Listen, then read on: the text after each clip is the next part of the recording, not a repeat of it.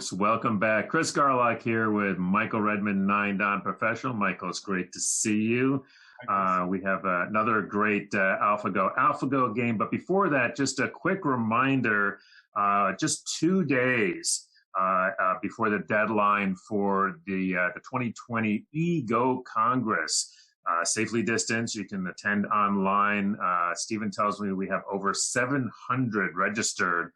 So maybe we'll break 1,000, which would be pretty cool.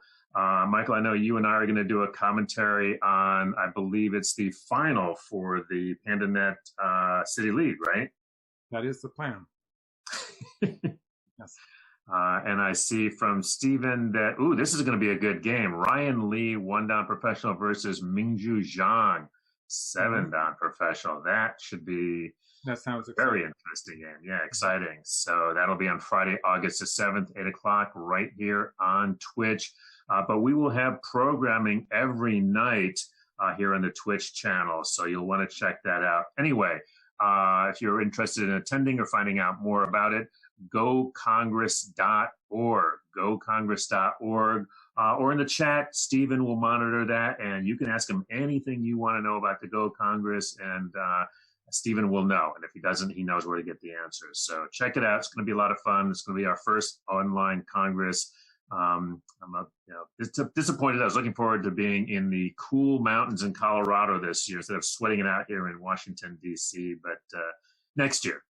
So, all right, with that taken care of, the usual rules apply. We'd love to hear your questions or comments on the game. And this is game 44, I think. Is that right? Yeah, I think it's 44. Yes. Okay. So what's the thumbnail that's going to be that we should be looking for in this game? Okay, it's just a huge fight, and when White wants to kill a black group, Black's just going to play away. Go ahead and kill it. And there's this White group and this Black group. They're both about to die.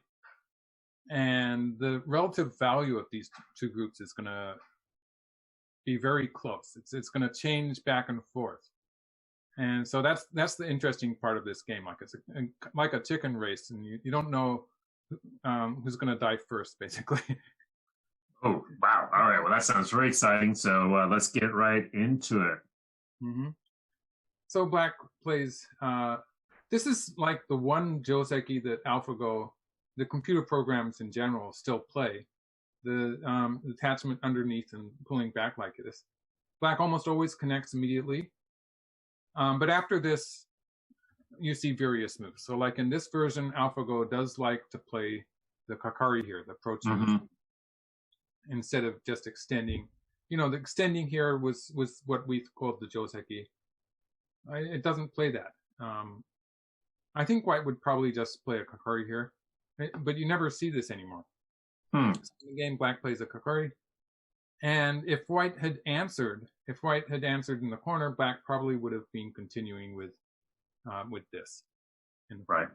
Just such a favorite Joseki, another favorite Joseki. Yeah. But in the game, White pincers, and I think this is going to start to resemble, in the variations at least, it's going to resemble some of the games Master played with AlphaGo Zero. But the fact that the pincer is not at the D10 point is going to make a difference. So like if White had played here, it might have been slightly different. I think that move has a bit more distance. And I'm going to show you what I'm talking about when Black plays the double Kakari here. White basically has 2 choices. Like there's crazy moves like this, which would be hard for me to give a easy commentary on because it would get crazy a bit. But basically, at least for human players, White can attach here or can attach here. It's one of these 2. And this is the game move. This is the move that actually you would be seeing a lot recently. And for instance, this is a Joseki that has become very popular, for instance, with something like this following up. Something like this can happen. White can often play a ko here because White has this ko threat. And this kind of fight is actually seen a lot. If Black pushes here, something like this, and white would extend maybe.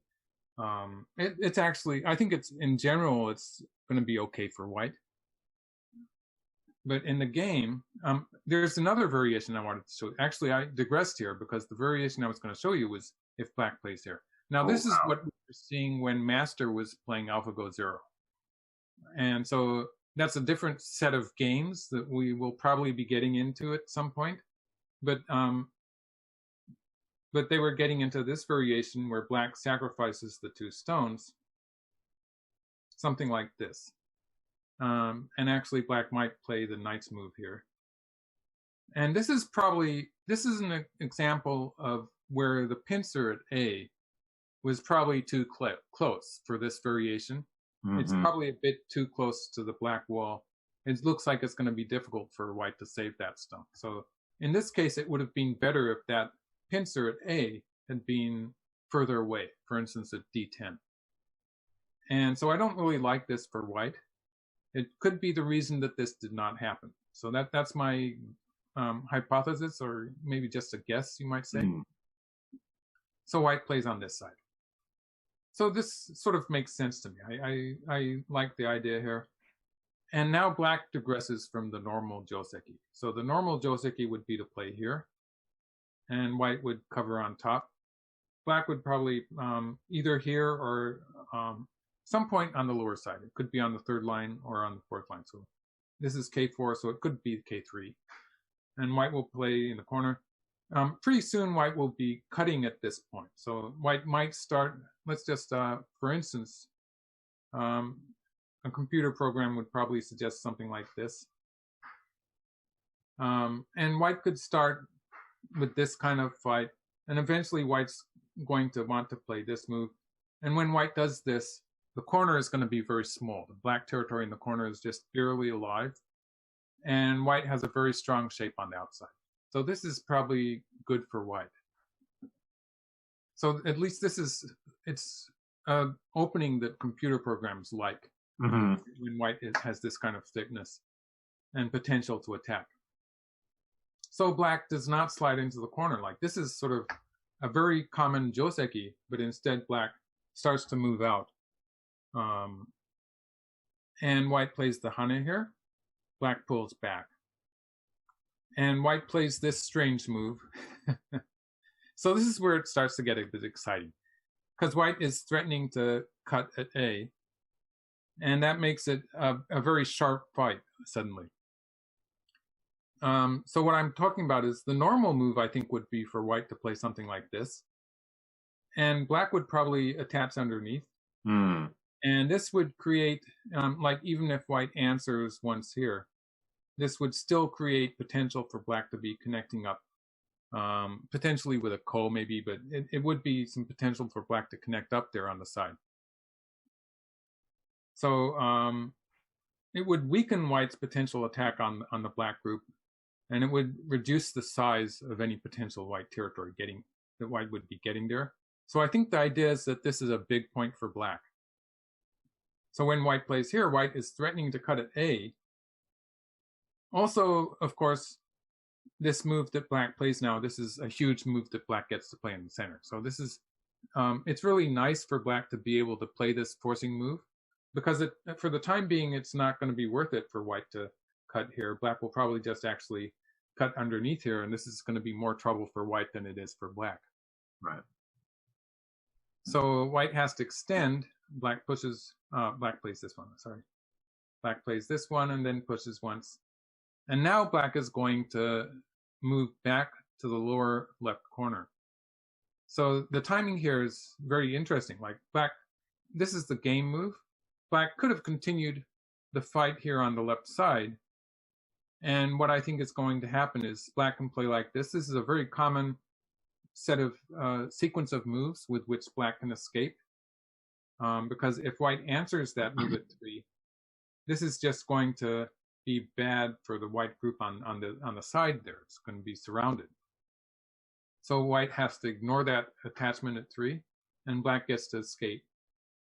The problem with this is white will play at 8. Now this move secures the lower left corner, and now it's threatening to cut on the 3rd line. If white cuts on the third line now, the black stones will be dead. So black has to protect. Black has to find a way to protect against that. There's no really satisfying move. So this is the move that black is probably going to play. But you see, the problem with this is that white is secure in the corner. So this group is secure. Mm-hmm. And I've just had black play at 11, which is taking away white's eye space. Actually, if white plays a move here, white's going to be alive on that side also. So white had potential eyes. That's why black plays this key point. And the following fight, it turns out that that black group in the center is not so strong. The black group on the left side is not quite alive yet, because white does, I've marked B. White still has that, a move around here will be threatening to cut at B. So black doesn't really have the option of making two eyes on the left side. It means that this whole group on the upper side, if at some point, let's get rid of all the markers for now. If at some point white gets to peep here and continue to attack that group also will not be 100% alive. So I think there's just the fact that the lower left corner is such a nice territory for white. This is more problems for black than it is for white. So that covering at A, threatening to cut at B was a very important move there. So I sort of agree. Oops. Jumped a few moves ahead. I sort of agree when black slides into the corner here. It sort of solves a lot of problems. Yeah. So now the group on the left, black cannot really live with that group even if black plays two moves in a row on the left side. So black, in order to save that group, black will have to move out. Obviously, a normal person would want to move out with this black group, right? Yeah. Yes, yes, please. Yes. So black should play here normally. That's what I was looking at. Push through here. And just any move works. I think black's going to cut here. The problem with this is that it loses the initiative because now white's going to cut here. And this group that black has in the center of the board is pretty weak. It's sort of liberties. Even when black plays here, it's still a very cramped position. And white's going to be able to push around black in the corner. That black group in the corner is just alive with a very small two eyes. It's like 2 or 3 points there. So that's sort of painful. And you can see that the two white groups that are relatively in trouble, this white group and this white group, both have potential of making some eye space. Like that white group on the left side, if white plays here, it will be alive.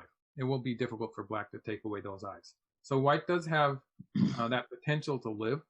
And of course, not the triangle, I don't think. I'll use the marker here. White does have potential to make a little territory here. So the white groups have potential to make territory, while black is sort of floating in the center and is not very happy there. So given that, you would wonder if black wants to protect that cutting point.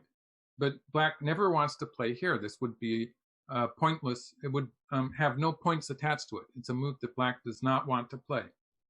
So in the game, black played here. So the virtue of this move, playing it first, is sort of forestalling white's cut at A and threatening to play, it's going to come fairly soon, it's threatening to play here and surround that white group in the lower left. So the question is the upper left big or is the lower left big? And the answer to that is it's almost going to change with every move. Wow. To me, it looks like for the time being, the lower left is a bit bigger. But if white answers that, like if white plays here, now black's going to play out here.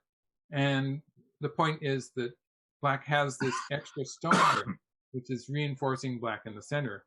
And it's going to make a big difference. Like if we have a similar variation to what I was showing before, maybe something like, maybe black extends this time. White probably doesn't have time to cut now because it's a much more black has an extra stone in the center, it's more dangerous for white, I would say. Actually, that final move probably should be here. So, but black is taking the aggressive side in this variation. So it's just that one is not participating as much as before. We have a question from the chat going back to when black is trying to run away about whether black could play. White. Yeah. Thank you, Stephen. If white could play F, if white could have done the 2-space jump to him. White. Yeah, at F14. Okay. Black will probably attach here and cut.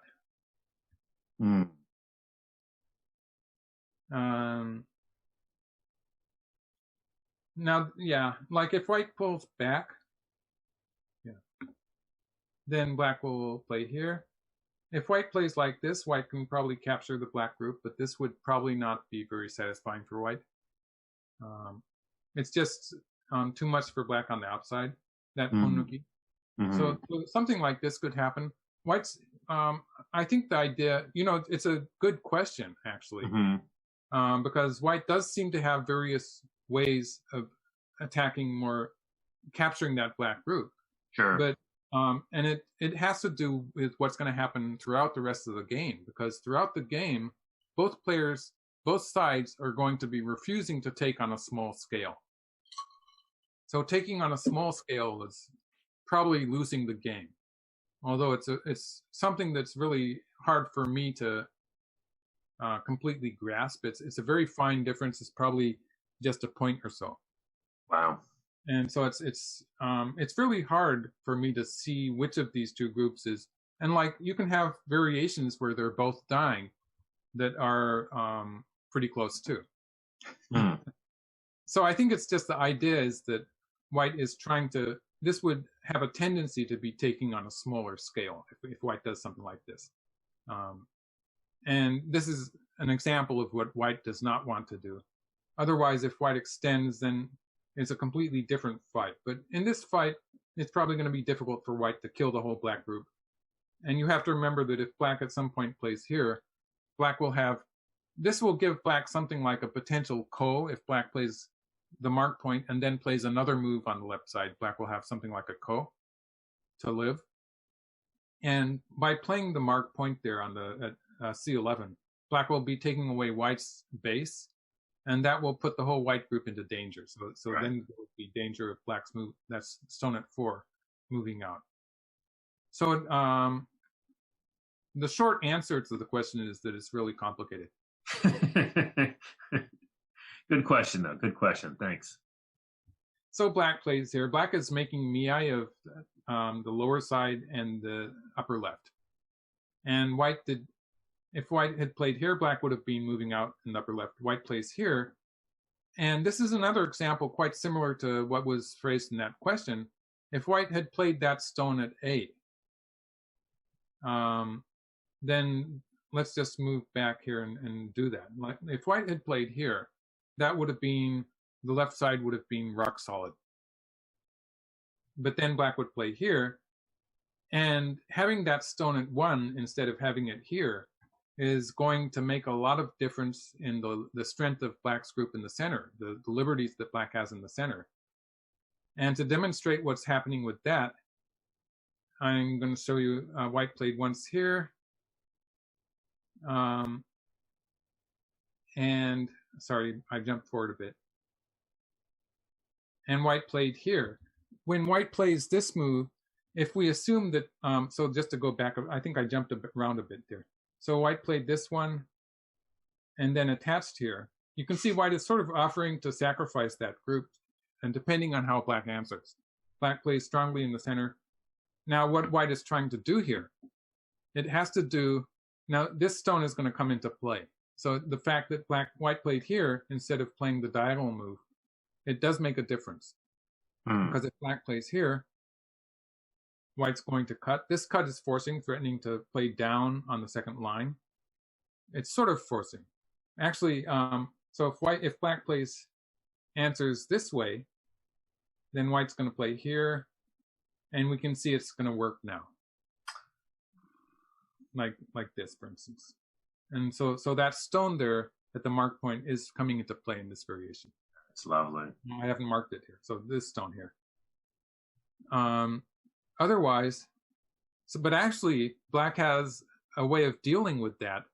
Oh yeah. It's not happening. I almost showed it to you.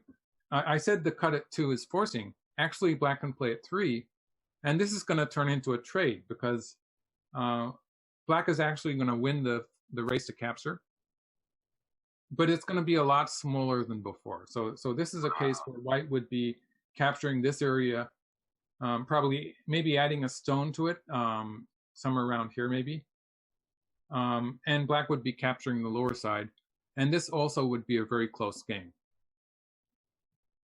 And don't ask me. I don't really know, but it's hard to judge. So black starts moving out. So this is a move that black can use to escape, actually. And so this is the weakness of the marked move here. The white move curling around is that it left this behind. So black can actually escape with this move. If white plays here, black will cut. And so this is actually, black didn't cut. But maybe black's going to play here. But if black cuts here, for instance, if white plays on this side, black's out. Or if white plays on the other side, black's going to play here. Again, a case like if white doesn't really want to do this, but if white played here, white could probably capture that group on the left side, but it just wouldn't be satisfying enough. So if white plays here, then black does get out. This is pretty exciting in itself, but it's hard to tell which group is bigger. Actually, it's a very complicated situation. So black attaches, and white doesn't even try to kill it. So white plays here. This is a really interesting move. It depends. This is going to make life easier for white's group on the left side. So white's going to play a kikashi here, a forcing move that is going to improve the situation for white's group on the left side. And in the process, it's going to endanger this white group. So playing with fire here, right? Playing with fire. So white is going to reinforce the left side and just leave that black group in the upper left. And then white's going to return to the lower side and save that. So with a tempo. So it's a position where there's all these variations where, for instance, in this case, or if we go back one move, in this case, if black had played here, there's that variation I was showing you where black can actually capture the white. Black can actually capture the white group, but maybe it wasn't good enough. It was a very close game after that. And here, white can probably capture that black group, but white doesn't want to do that. And white's playing away. And now white plays on the lower side. So this exchange of this stone for this stone reinforced black in the center. It means white has to move back to the lower side. But with the forcing move here, it means that white's group on the left is just that much stronger. Very subtly. And black moves out. And so for now, the two groups are alive again. White extends once. This is really interesting. It looks sort of strange to be extending from that stone, which is not really connected to anything. Right. But it does create extra forcing moves. Like, for instance, it creates this forcing move, which was not forcing, but it's sort of a forcing move, threatening to cut here. And that will help the white group on the left. And also, this stone here, I'll mark the white stone that I'm talking about. This stone is going to come into use in the fight on the lower side also. So it has a lot of uses. It doesn't seem to be connecting up to anything at this point, but it's going to connect up to just about everything as the game progresses. Okay, all right. And black plays this. So finally. Finally, black takes away white's base. Like I was saying before, if white had played something like this, white would have been alive on the left side. So that this move does take away white's base. As we shall see, it does not completely save the black group. The black group is still it's going to depend on a ko if black tries to make a life. And white moves out. You can see locally white is threatening to cut here and then capture 2 black stones in the center. But white's not actually going to do that, but that's just something that in some rare cases that could happen. And now black plays here. This is threatening to cut on the 4th line at this point. So white answers that. And now black switches back to the lower side. If white surrounds black with a move at A now, that's H15, then the black group will be a ko. So let's put that variation in. If white plays here, black can play here and the hanging connection. There's no way for white to, and black has a forcing move here. So like if white tries to take eyes from above, black can wedge here and capture the white stone. So that's not working. It means that white will have to fight the ko here. And black does have ko threats, like a lot of ko threats on the outside. So black would have ko threats starting like this. So black does have a few ko threats. And we have to remember it's still not clear which is the bigger group, like this black group and the white group on the lower side. Black probably has ko threats, valid ko threats against this white group on the lower side too. So black is offering, locally it would be a ko.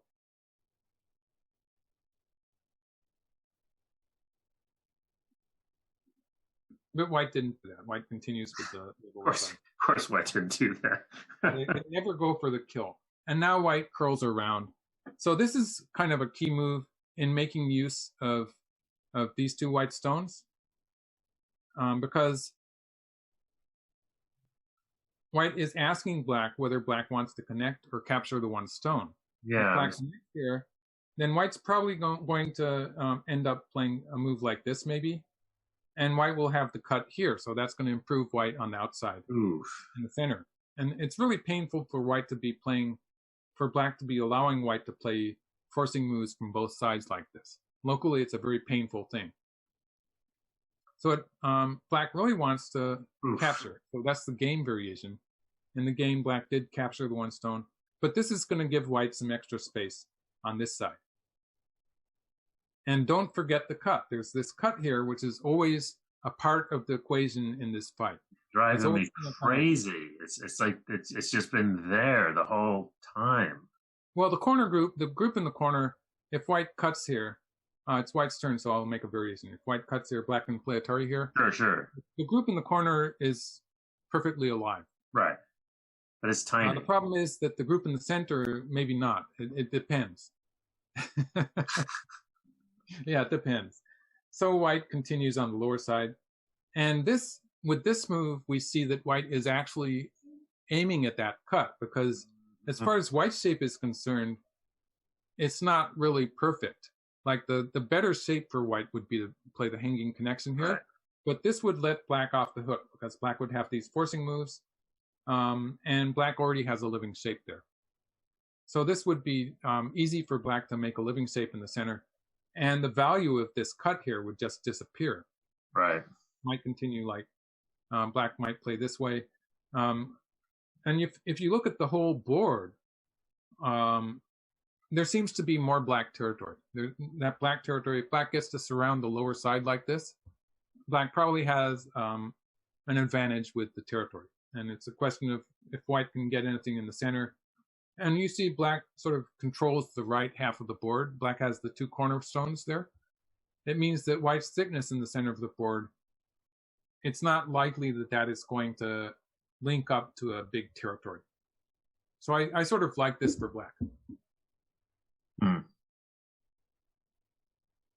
With AlphaGo, it's going to be close in any case. But sure. It makes sense that white pulls back here. White is threatening the cut at A. And when white does cut at A, like it's going to squeeze the corner group. So it's going to reduce that to something like 2 or 3 points. It's going to make a difference. White's going to get a lot of stones forcing in this area. It means there's going to be a difference to what happens with the black group in the upper left also. So this black group, the eyes, it could affect the eyes of this black group too. So there's a lot of value extra value in that cut that white is trying to make happen.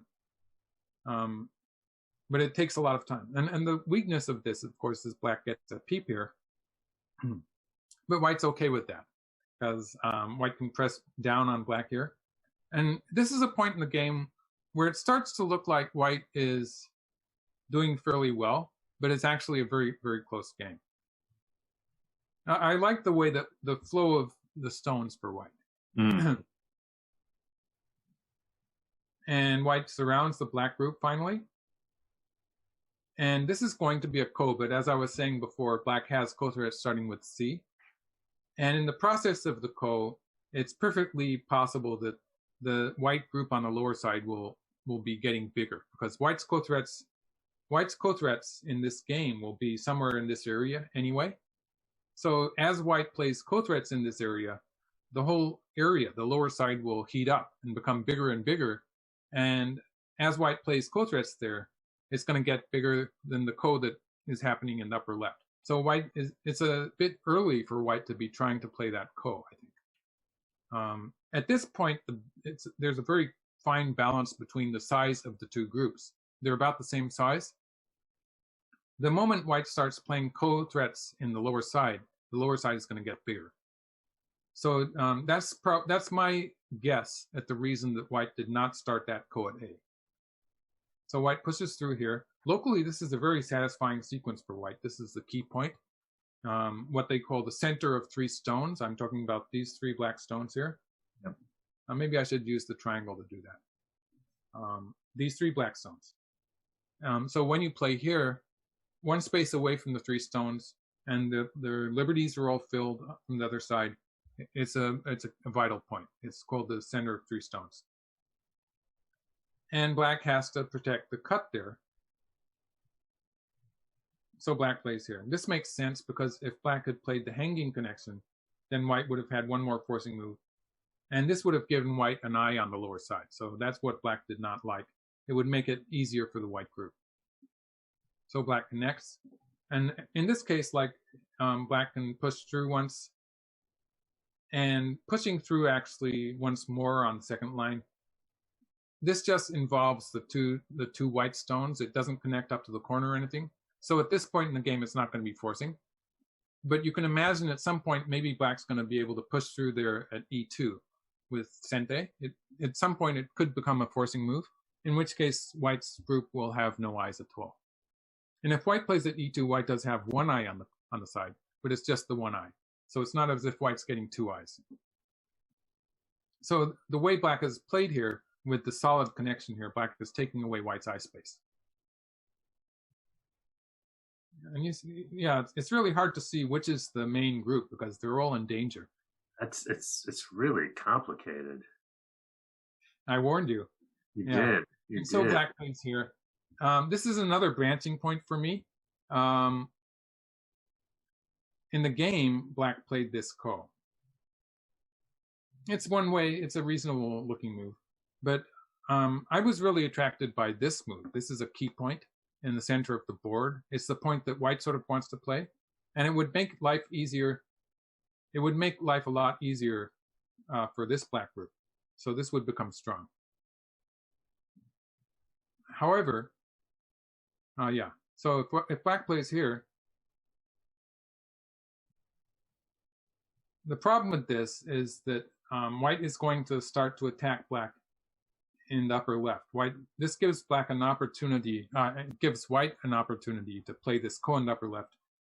And you can see white has, black doesn't really have any good ko threats anymore. White, since pushing through here is not a forcing move, white does have that potential eye on the side. And if white can force with this move, white's going to have another potential eye here. So white is starting to build some eyes for this big group. It's going to be difficult for black to kill that white group with a ko threat. Dragon's getting too big. And so the upper left is in danger now. So that's as far as I'm going to go there. There are some complications that I'm not getting into here, but black just played the ko. And black had this ko threat. you'd expect white connects, right? Like usually when this happens, you think there's two choices. You think maybe white's gonna take the ko and let black kill that group. The problem with this is that this exchange here, it lets that black group in the upper left, it lets the black group off the hook, because now black can connect on the first line here. Oh, that's right. So that exchange that white played there is actually bad in this case. Huh. So white, but you'd think that it's either this or otherwise maybe white's going to connect here. White didn't connect here. But actually, I like the game move. It's a better move because white plays Atari here. And if black answers this, then white can connect this way. So it's so much better. That's cool. Yeah, that's great. So it does make sense. It's not as if it's fooling with me. So white plays Atari, black takes the ko. All of these things happening at the same time is what makes it so confusing. Now, if black connects, white's going to play here. That's going to be just an extra bonus for white with the potential cut at C. And you can see this way, it's putting more pressure on the black group in the center also, because this move that white played at 2, at G7, is taking away one of black's eyes. Mm-hmm. So black cuts. White captures the one stone. Black captures a stone. So what happened with this trade? There's pros and cons. Hell out of me. There's pros and cons. The good part for white is that this part of white's group is escaped, right? Yeah. That means that now the upper left is bigger than what's happening. Maybe. Okay. Maybe it's bigger, but it's sort of hard to say because the center is going to connect up to the right side. So depending on how it turns out, then the center can be pretty big too. The good part for black is that for the time being, this black group in the center, it has a co-connection to the lower side. It means that in the general area in the center here, black is stronger than black was before. Because provided black can fight the ko, black is sort of connected up. But it's a ko after all. Another good thing for black is that white has to, if white plays the ko here, so let's see, let's take it one move forward. So if black plays the ko here at B, this ko, if white plays the ko, sorry, black's going to be able to play once here. It's going to be really satisfying exchange for black to play this move and force white to answer before black plays the ko. So that's a bit painful, that exchange of 2 for 3.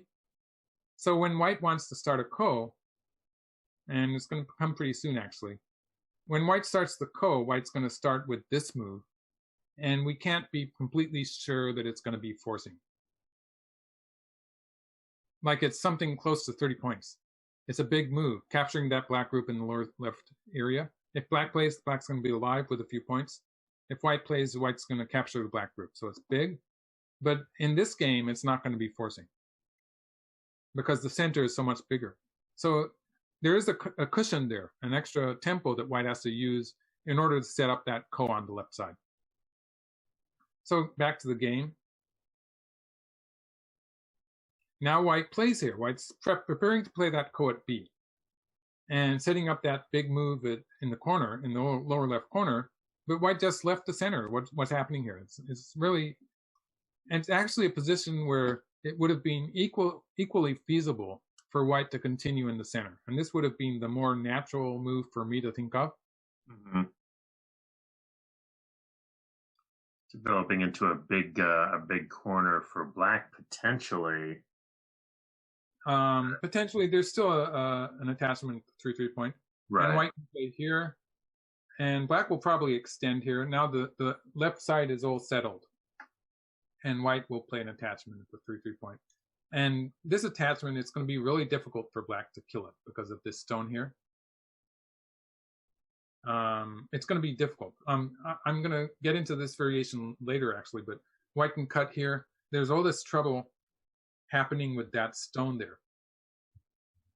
For instance, the fun one is this one.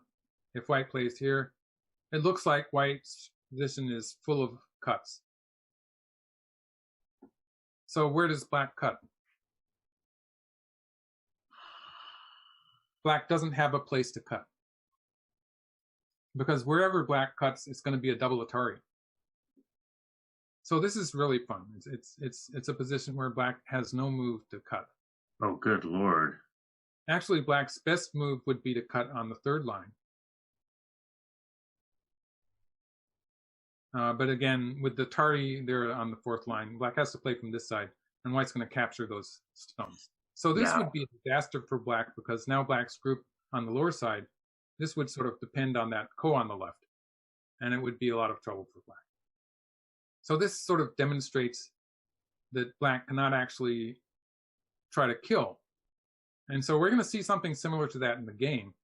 But it sort of digresses from the point I was trying to make, is that it's hard for me to see whether white should push here or play here on the left side. Mm-hmm. And it's a very subtle difference. Like it's about, both of them would be what I call even games. In the game, black gets to continue here on the right. White starts, it looks like white's going to try to kill black, right? Yeah. But white stops. White quit. And it's a very close difference, but if white plays here, it looks okay for black just to play this close threat. This is the variation I got with, I think it was Lila Zero. I use Lila Zero and Katago alternately to research these games. I often use both of them at the same time, actually, because they sometimes disagree with each other. So it's sort of interesting. But this, in this variation, it looks like black 4 here. The L11 point in the center, that's a kind of a vital point that controls the whole board. Yeah, it does. And in this case, black's center with some potential territory on the right side attached to it, it's probably bigger than the black group. And you have to see that we have this huge right side that white is going to have to move into. And there's also the lower left, the group in the black group in the lower left, which is not alive yet. Right. And so those are probably miai. They're probably interchangeable areas, which one of them black is going to get to, even though it's white's turn right now. So white stopped going after that black group. White saves the center instead. And with the cut here, cutting off those 3 black stones, it means that white's center group is actually stronger than it looks like. So black lives on the left side, and it's going to end peacefully. Here's the position in the lower right corner. Again, if black plays this way, it's going to be the same story. And this is just so easy for white to make a life. There's so much trouble in various, in a lot of the variations. This cut is going to come into play. Or the forcing move here. Actually, the position in the corner, it looks like it's more dangerous for black than it is for white. So again, this is where I originally made that variation, where it doesn't matter where black cuts. Wherever black cuts, it's going to be bad. So in the game, black actually played away like this. Black settled the position on the side by sort of capturing this one white stone. A very calm move, but white does get the whole corner. And now black lives in the corner. That's a 5-point black territory, so it's pretty big. And this is a huge move, sort of back to the opening, basically. This is threatening to capture the center, like if white plays on this side, black can capture some white stones in the center. And it's turning into a peaceful game. You have to remember, though, every time you say it's turning into a peaceful game, that's sort of like my, wait, let me look, all hell is about to break loose. It didn't get that bad in this game. There was a lot of stuff with a ko, but like it's this black group that's not alive yet.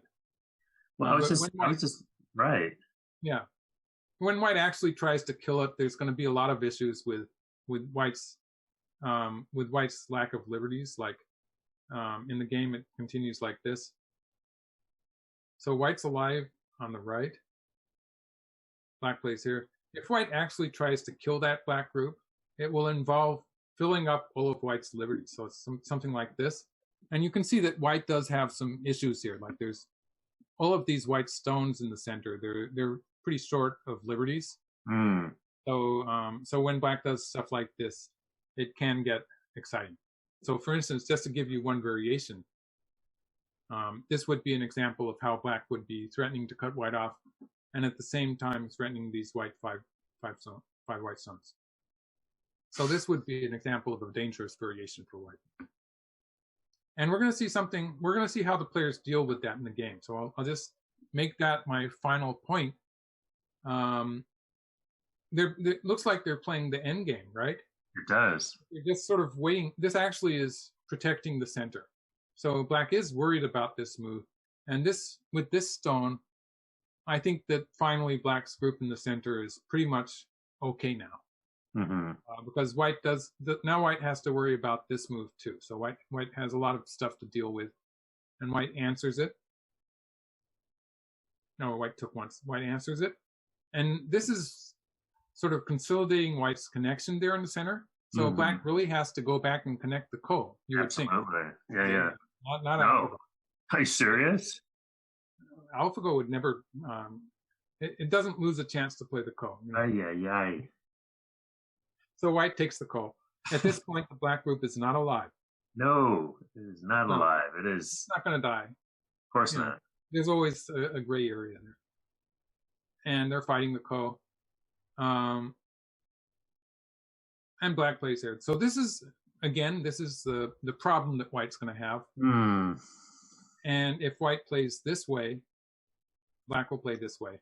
This is just... Yeah. It's like if white captures the one stone, black gets 5 stones. Right. So this is the lack of liberties that that is caused by the fact that white has to play here and take away black's eyes. So it's a part of white's. There's a liability in actually trying to kill this black group, which sort of black was waiting for white to do. But white doesn't have to play this way. White can get away by playing here. Now black plays here. So, and we have to remember there's still this ko happening here. But if white takes here, black can just connect. And locally, white can live like this, but this would be bad for black on the other side. Like black could just keep on extending in the center. And I mean, it would be bad for white. This would probably be bad for white. Black would just, white would be losing too much territory in the center. Black would still have plenty of co-threats against this white group. And eventually black's going to go back to the ko here and connect up with the ko. Right. So in this case, it would be bad for white. So, but white didn't do that. White has a better move. Okay. So back here, looks like a ko, right? White played here. It does. Looks like a ko, it's not ko. No. Black takes, white pushes through. And yeah, I sort of marked it up. This is a pretty confusing situation. For the time being, white has that ko at B. So like if black cuts here, well, this will be the final variation. If black cuts here, for the time being, white has this ko. So white might start with that. But there's also the fact that white can just fill a liberty here. And you have to look at that black group. It doesn't look very happy, does it? No, it does not. This is pretty bad for that black group. And the fact that white has, next white's going to take here and it's going to be so painful for black. And the fact that white also has this ko here. It means it's actually very easy for white to handle this. Wow. No problem at all. So black takes the ko. Makes sense, right? Sure. White cuts. White has a ko threat here. Black can't afford to give anything up. White takes the ko. So again, it's this variation. And in this variation, I'm showing you if black connects the ko at 3. Let's just go back to that move. When white fills the liberty here, black connects the ko at 3. And white's going to start with capturing the ko here, but you see that black group, it's still looking very unhappy. And so basically in this case, black will not have any valid ko threats. It's just too painful for black. Yeah. So back to the game. Black throws in here. So, and white takes it. and black cuts here. So the problem here is that if black cuts here now, now white's going to take this call. Oh, God. Killing me. And everything's Steven, in Atari. Steven is laughing at me. So this isn't quite working for black. How many codes do we have here? 1, 2, 3 codes. It's just not, black does not have time to deal with it, basically. Koapalooza. So black starts, okay, let's back up a few moves. Let's. So black throws in here. We can see black is putting white in a lack of liberties. Demi Zamara is beautiful actors. It's just black starts with the cut. In this case, it means that, like, if white plays something like this, now black can take here. It's a different story. Yeah. So white takes the ko. Black plays an Atari. This is a ko threat. If black takes this ko, white's just going to play an Atari here. And again, like it's one or the other. White can take back here, and that would be painful, or white can just take in the center. So it's not really working for black. So at this point, black is going to play a ko threat, and it's going to take back that ko in the center if black gets a chance. But white finishes the ko. Wow, thank God. So if white had answered, then black would have taken back the ko, and this would have been playable for black, I guess. Because the moment white plays away, like if white plays here, now black's going to take this ko. And if white connects, this is more like a double ko that favors black. It's more like a double ko that favors black. It's this ko, it's this ko and this ko that white cannot win both of them. And so for the time being, black's group is going to be okay. So just once black gets to play 4 and 5, this exchange here, then it's white's group that is in jeopardy. That's sort of a vital exchange there that makes a big difference. So white finishes the ko. This was an even trade. You got to believe me. This was an even trade. It actually makes sense, but it's skating on such thin ice for so long.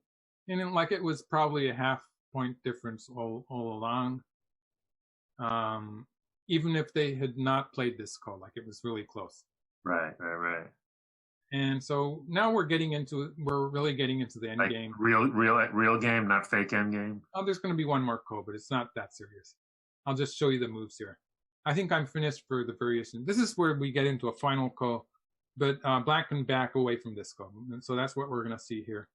They do fight it for a little bit, but black basically cannot afford to fight this ko. So black is eventually going to back off.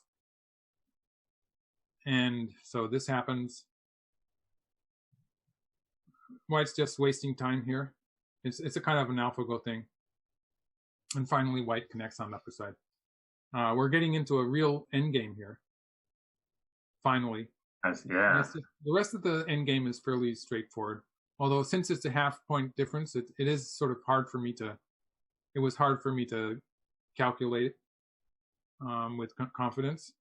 And they had this ko here in the center, which white finally finished. So it is a very complicated endgame for me to try to figure out. And now you can see here, finally, black is going to play some nonsense moves. The typical AlphaGo thing again, when it knows it's going to lose by half a point. Because white won by half a point. You can just, the moment I see this move that black plays here, you know what's going on, yeah. It's not going to amount to anything.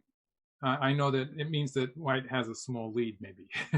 I don't even have to count the score. And so this is where I actually tried to work out the end game. It's just a few moves, pretty straightforward. So this could happen. It's just the 1 point, 2 point moves that they play here. And finally, white plays this 1 point on the lower side. And it's going to be a half-point difference. Wow. White wins the final ko. Yeah, so white had all these ko threats in the upper right corner starting with this move. So white had an abundance of ko threats. An amazing It would be a half game. point difference. So in the actual game, Black played one more co-threat here, just to make sure that Black would lose the Koya, I guess. And finally, they ended. So this is going to be a half-point win for White. Right. Wow. Amazing game, fantastic analysis, and we had that the fun with the ongoing 60 game Master series where Master was playing the human players where I could fool myself that I had some idea of what was going on, but this is a good reminder that I have no clue. It's the calculation. I was at a loss as to how I would explain this, basically. Yeah. Because, I was the value of the respective value of the two white groups was very difficult for me to calculate, and so it was something that, since I was having trouble calculating it, it was obviously going to be difficult for me to explain. So, that was a hard point for me. You did a fabulous job. That was really, it was just the balancing and then the timing. And then when you get a situation when you've got so many codes, and it's just amazing. It's the situation in the Sen, that was exciting, wasn't it? Very exciting. All of those groups in with a lack of liberties, with a sort of just refusing to. I'd have connected. I'm gonna be honest. I'd have connected in a hot second without just to be done. But wonderful stuff, Michael. Thank you so much. And before we wrap up, just a reminder, folks, 2 days. You've got 2 days to register for the Go Congress. Of course, anybody can watch. We will be doing broadcasts nightly here on Twitch, so you want to check that out. I think it's gocongress.org, if I'm not mistaken, gocongress.org. You can find out all about the eGo Congress, our first ever. You'll get to see all kinds of cool stuff, including Michael and I will be back for that on, let me see, I think it's Friday, August 7th, 8 p.m. That'll be Saturday morning for you, Michael. Mm-hmm. Friday, August 7th, 8 o'clock right here. That'll be the exciting, I guarantee you, finale for the PandaNet City League, Ryan Lee, 1P versus Mingzhu Zhang, two of my favorite people in the world. I really enjoy. That should just be a fun game. It's too bad we couldn't get them to do live commentary with us. They're both very funny. Mm-hmm. But it'll be a good game, so we can look forward to that. But also lots of other great stuff during the week. So check out the schedule. Stephen, do we have the schedule up on the website yet? I think we possibly, we do. Good. Okay, yeah. So go to gocongress.org. The schedule is up. And again, whether you want to play or participate or just watch, that'll be a lot of fun. So, and then we'll be doing a commentary, and then we'll be back with our Sunday series probably a few weeks from now. I think the 16th, if I'm not mistaken, something like that. Yeah. So, all right, Michael, wonderful as always. We'll next time we'll talk more about. I know you've been having some adventures as you guys have gotten back into competition mode at the Neon. I tell you what, we have just a second here at the end. Actually, let me go ahead and ask you. I know you were actually able to play a game. What's it like, after, is this maybe the longest layoff you've had from professional play in a while? I didn't really count it, but maybe. Like, it was a long time, and I had a slow year to start with, and then everything stopped because of the virus. Sure. And now it's very slow because they have to distance the games. They can't have the same number of games. Like, they're playing something, maybe even 1/5 of the number of games that they usually play, or something like that. Wow. They're very well spaced. Like, there's, it's much less. And so it takes that much longer for the games to come to my turn to come. They have changed, actually, Mondays. Some of these Mondays I've been missing, actually Sundays for you guys. Yeah. Because they've made Monday a tournament day. I see. A tournament day also, because they couldn't catch up otherwise. And so even with that, it's much less, a much smaller number of games, and means the tournaments are still very much delayed. Wow. They're playing the title matches, but they're very much delayed. To be honest, I did have trouble getting back into the mental, the mode that I usually. Oh, I should think so. Yeah, absolutely. Right. Yeah, it was a long time. Yeah. And there's so much stress involved with like wearing a mask throughout the game, and just the fact that people are sort of afraid of even talking with each other or gathering together to talk about the game. It's just such a different atmosphere.